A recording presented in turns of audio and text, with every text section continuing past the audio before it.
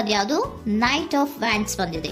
ಯಾವುದೋ ಕೆಲವೊಂದು ನಿರ್ಧಾರಗಳನ್ನ ಮಾಡ್ತಾ ಇರುವಂತಹದ್ದು, ಧೈರ್ಯದಿಂದ ಕೆಲವು ನಿರ್ಧಾರಗಳನ್ನ ನೀವು ಮಾಡ್ತಾ ಇರುವಂತಹದ್ದು ರೆಪ್ರೆಸೆಂಟ್ ಆಗ್ತಾ ಇದೆ. ಆಕ್ಷನ್ಸ್ ಅನ್ನ ತಗೋತಾ ಇರುವಂತಹದ್ದು ನಿಮಗೆ ರೆಪ್ರೆಸೆಂಟ್ ಆಗ್ತಾ ಇದೆ ಬಾಟಮ್ ಆಫ್ ದ ಡಕ್ ಅಲ್ಲಿ.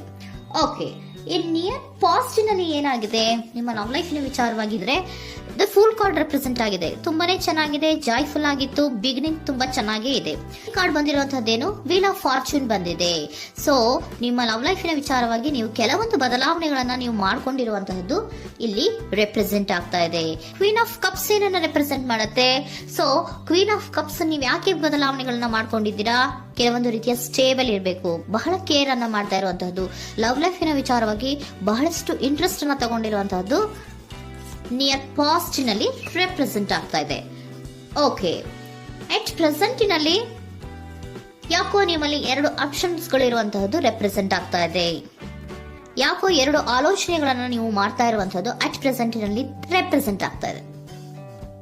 2 ಆಯ್ಕೆಗಳು ನಿಮ್ಮಲ್ಲಿ ಇರುವಂತಹದ್ದು, 2 ಆಲೋಚನೆಗಳನ್ನ ಮಾಡ್ತಾ ಇರುವಂತಹದ್ದು, ಏನೋ ಒಂದು ರೀತಿಯ ಕನ್ಫ್ಯೂಷನ್ಸ್ ಅಲ್ಲಿ ಇರುವಂತಹದ್ದು ನಿಮ್ಮ ಲವ್ ಲೈಫ್ ನ ವಿಚಾರವಾಗಿ ರೆಪ್ರೆಸೆಂಟ್ ಆಗ್ತಾ ಇದೆ. ಓಕೆನಾ. ಸೆಕೆಂಡ್ ಕಾರ್ಡ್ ಯಾವ್ದು ಬಂದಿದೆ, 10 ಆಫ್ ಕಪ್ಸ್ ಬಂದಿದೆ. ಸೊ 10 ಆಫ್ ಕಪ್ಸ್ ನಿಮ್ಗೆ ಫುಲ್ಫಿಲ್ಮೆಂಟ್ ಇರುತ್ತೆ, ಸಮಾಧಾನ ಇರುತ್ತೆ, ಖುಷಿಯಾಗಿರುತ್ತೆ ಅನ್ನೋದು ನೀವು ಆಲೋಚನೆಯನ್ನ ಮಾಡಿದ್ರಿ. 2 ಆಯ್ಕೆಗಳಲ್ಲಿ ಯಾವ್ದನ್ನ ಸೆಲೆಕ್ಟ್ ಮಾಡಬೇಕು, ಸೆಲೆಕ್ಟ್ ಅನ್ನ ಮಾಡ್ಕೊಂಡ್ರೆ ನನಗೆ ಖುಷಿಯಾಗಿರುತ್ತೆ, ಸಮಾಧಾನ ಆಗುತ್ತೆ ಅನ್ನೋಂಥ ಯೋಚನೆಯನ್ನ ಒಂದು ಸಾರಿ ಮಾಡಿದ್ರೆ, ಇದರ ಮತ್ತೊಂದು ಸಾರಿ ನೀವೇನ್ ಅನ್ಕೋತೀರಾ, ಏನಾದ್ರು ನನಗೆ ಇದರಿಂದ ಮೋಸ ಆಗುತ್ತಾ, ಅಥವಾ ಇದರಿಂದ ನನಗೇನಾದ್ರು ತೊಂದರೆ ಆಗುತ್ತಾ, ನಾನು ರಕ್ಷಣೆ ಮಾಡ್ಕೋಬೇಕಾಗತ್ತಾ ಅನ್ನೋಂತಹ ಆಲೋಚನೆಯನ್ನು ಕೂಡ ನೀವು ಮಾಡುವಂತದ್ದು ರೆಪ್ರೆಸೆಂಟ್ ಆಗ್ತಾ ಇದೆ. ಯಾಕೋ ನಿಮ್ಮಲ್ಲಿ ಸಮಾಧಾನ ಇಲ್ಲ, ಕನ್ಫ್ಯೂಷನ್ಸ್ ಇದೆ, 2 ಆಯ್ಕೆಗಳು, ಯಾವ ನಿರ್ಧಾರವನ್ನ ಮಾಡಬೇಕು ಗೊತ್ತಾಗ್ತಿಲ್ಲ. ಸೊ ಅದಕ್ಕೆ ನೋಡಿ, ನೀವು ಬೇಜಾರಿನಿಂದ ಮೂವಿಂಗ್ ಆನ್, ಬದಲಾವಣೆ ಆಗ್ತಾ ಇರುವಂತಹದ್ದು ರೆಪ್ರೆಸೆಂಟ್ ಆಗ್ತಾ ಇದೆ. ಚೇಂಜಸ್ ಅನ್ನ ಮಾಡ್ಕೋತಾ ಇರುವಂತಹದ್ದು ಇಲ್ಲಿ ಪ್ರೆಸೆಂಟಿನಲ್ಲಿ ರೆಪ್ರೆಸೆಂಟ್ ಆಗ್ತಾ ಇದೆ.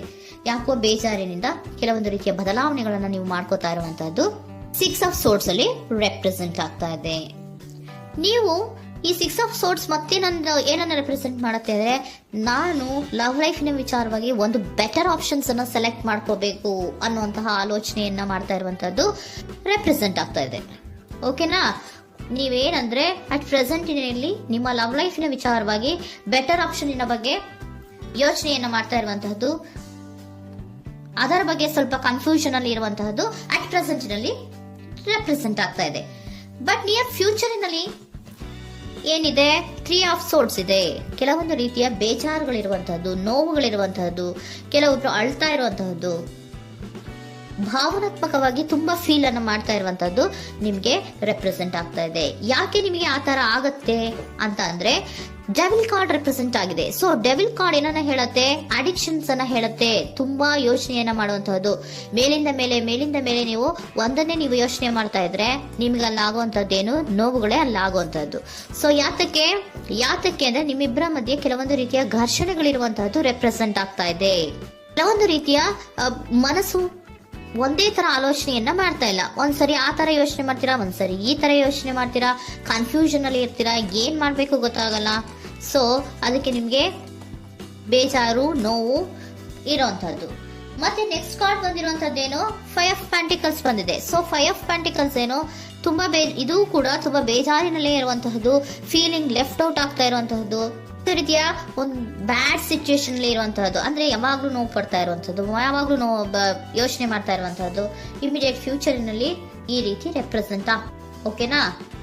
ಸೊ ದ ಮೂನ್ ಕಾರ್ಡ್ ಏನನ್ನ ರೆಪ್ರೆಸೆಂಟ್ ಮಾಡುತ್ತೆ ಅಂದ್ರೆ, ರಿಯಾಲಿಟಿಯ ಕಡೆಗೆ ಹೆಚ್ಚು ಗಮನ ಕೊಡದೇ ಇರುವಂತಹದ್ದನ್ನ ರೆಪ್ರೆಸೆಂಟ್ ಮಾಡುತ್ತೆ. ಓಕೆನಾ. ಇದಿಷ್ಟು ನಿಮ್ಮ ಸ್ವಂತಿನ love reading. Next angel guidance ನಿಮ್ಗೆ ಏನ್ ಕೊಡ್ತಾರೆ ಅನ್ನೋದನ್ನ ನೋಡೋಣ. ನೋ ಅನ್ನೋಂತ ಆನ್ಸರ್ ಅನ್ನ ಕೊಡ್ತಾ ಇದ್ದಾರೆ.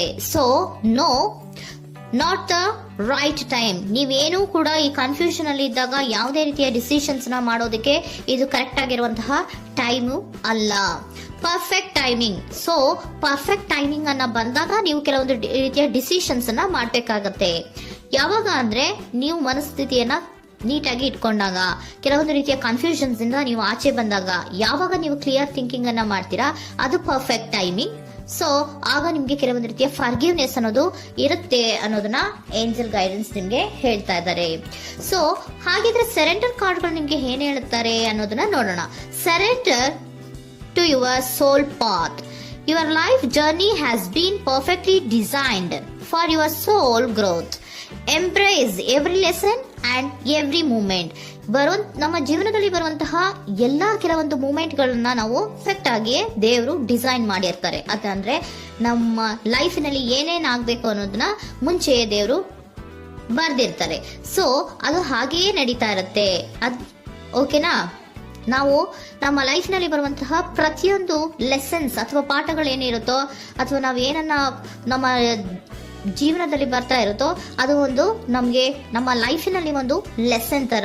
ಸೊ ಅದನ್ನ ನಾವು ಎವ್ರಿ ಮೂಮೆಂಟ್ ಅನ್ನ ಕೂಡ ನಾವು ಎಂಬ್ರೇಸ್ ಸ್ವೀಕರಿಸಬೇಕು. ಯಾವಾಗ್ಲೂ ಕೂಡ ಅದನ್ನು ಸ್ವೀಕರಿಸಿಕೊಂಡು ಮುಂದೆ ಮುಂದೆ ಹೋಗ್ತಾ ಇರಬೇಕು. ಪ್ರತಿ ನಿಮಿಷವೂ ಕೂಡ ಒಂದೊಂದು ರೀತಿಯ ನಮಗೆ ಪಾಠ ಇದ್ದ ಹಾಗೆ ಅಂತ ಹೇಳ್ತಾ ಇದ್ದಾರೆ. Surrender unhealthy relationship. Surrender unhealthy relationship. Let go a relationship that don't serve you, including unavailable or toxic people. You deserve to be treasured by others and to be surrounded by positive people. Unhealthy relationship ನ ಕಡೆಗೆ ಹೆಚ್ಚು ಗಮನವನ್ನ ಕೊಡಬೇಡಿ. ಈ toxic people ನ ಕಡೆಗೆ ಹೆಚ್ಚು ಗಮನವನ್ನ ಕೊಡಬಾರ್ದು.